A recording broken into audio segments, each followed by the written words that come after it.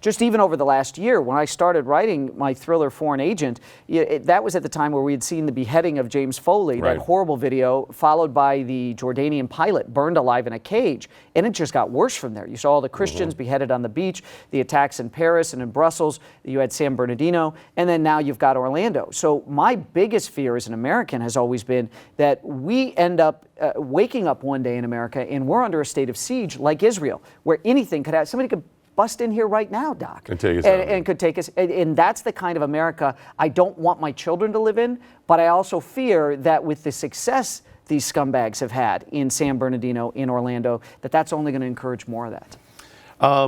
But have you seen it change since you started writing in the way you write, in the way you approach terrorism and the possible terror threats in America? I think so. I mean, my first book came out a couple of months after 9/11. And, we looked at Al-Qaeda and all the big fears we had that Al-Qaeda was going to be all about topping themselves with each successive attack. Try to make it bigger and bigger and bigger. They were always about the big picture and all this kind of stuff.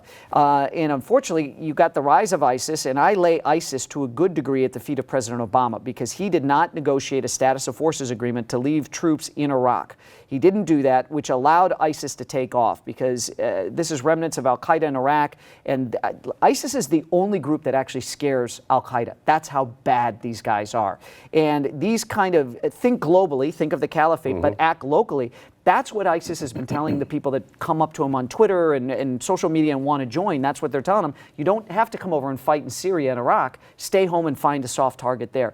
So I actually think terrorism, while these big attacks can be very spectacular, I think it's gotten more dangerous in that we now realize that there is no place that's safe. It's not just significant landmarks like the World Trade Center and the Pentagon. It's a gay nightclub in Orlando. Right? Or a Christmas party and continuing education meeting for a county office in California. I mean, those are such random, simple, unique local places. It's not the big statement like you said. And that's where the terror in terrorism will come from.